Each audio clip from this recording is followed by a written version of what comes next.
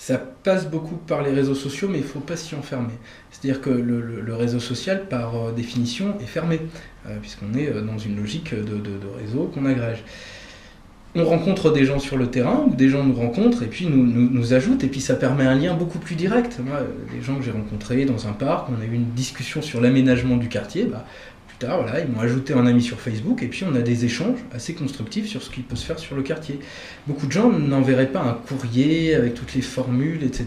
Des gens très simples qui ont envie de pouvoir contacter simplement leur élu, qui est aussi souvent leur voisin par ailleurs. Et donc, les réseaux sociaux, ça simplifie l'échange. Ça fait tomber les cadres et un certain nombre de lourdeurs qui empêchaient aux gens de se parler simplement. Donc ça, c'est un atout. Mais il ne faut pas s'enfermer là-dedans. Et il faut que ce soit quelque chose de supplémentaire à tout le travail de terrain qu'on peut faire et d'autres manières qu'on a aussi de rencontrer les concitoyens.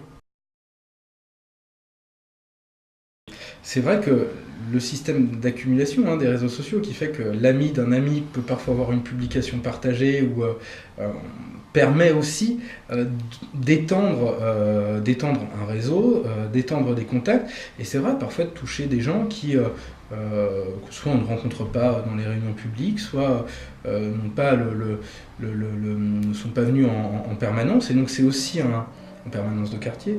Donc les réseaux sociaux sont aussi un outil, c'est vrai, pour toucher des personnes qu'on voit moins, qui sont moins présentes et qui pour autant peuvent avoir envie de participer au débat. Donc là aussi, c'est quelque chose qui rapproche. On est loin du fantasme de on est derrière un écran, on ne parle plus, on ne voit plus de personnes. Pour ce qui est de la politique, les réseaux sociaux, ça permet de parler à encore plus de gens, en vrai, comme de manière dématérialisée derrière son ordinateur. Il peut le déléguer à quelqu'un, mais il doit dire la vérité. C'est-à-dire que la pire des choses, c'est quand on commence à faire comme si on gérait soi-même son Facebook ou son Twitter. Moi, je les gère évidemment personnellement. D'autres ne le font pas et le font déléguer en général par leurs collaborateurs. Moi, ça ne me pose pas de souci du moment que les choses sont claires. Parce que le pire serait l'absence, finalement, de ces réseaux sociaux. Ou l'insincérité. Donc, je préfère quelqu'un qui fasse gérer finalement ces réseaux sociaux, parce qu'encore une fois, on regarde plus facilement une publication sur son fil d'actu Facebook que si on a reçu la newsletter du maire ou du député. Donc l'important, c'est d'y être sincère. C'est déjà ce qui compte le plus. On a aussi une forme de vérité et de sincérité qu'il faut mesurer, respecter et considérer. Voilà, donc c'est un rapport, parfois difficile, mais le plus important, c'est la sincérité.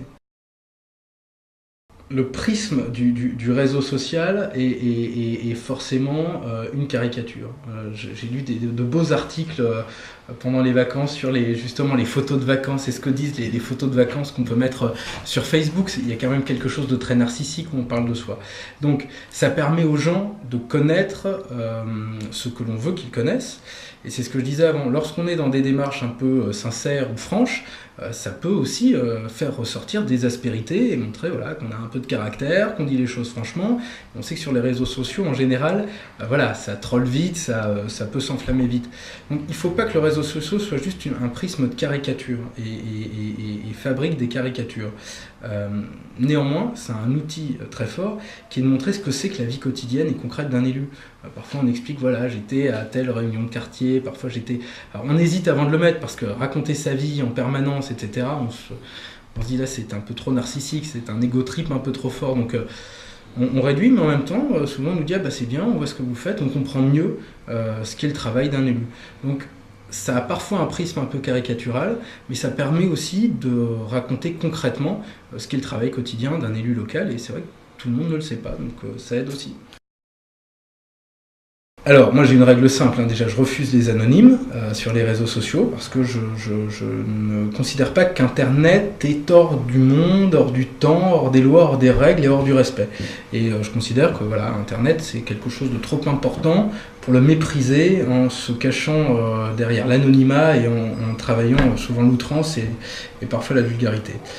Donc moi, quand j'ai des sollicitations, alors quand j'ai des débats sur les réseaux sociaux, j'y vais, en général, je n'hésite pas. C'est même un lieu où on peut lancer des débats.